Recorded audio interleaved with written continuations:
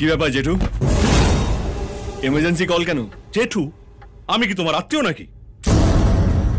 গান্ধীজিকে আমরা বাপু বলি, নেহরুজিকে চাচা।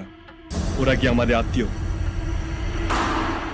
ভালোবাসা এইসব ভালোবেসে বলে।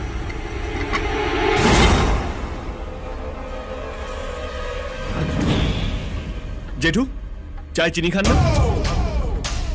চিনি ছাড়া চা কেমন যেন গেঁদাল পাতা রসের মতন খেতে লাগে। না, আপনি খান। এটা কোত্থেকে নিয়ে এসছেন? নতুন নাকি? হ্যাঁ স্যার, নতুন।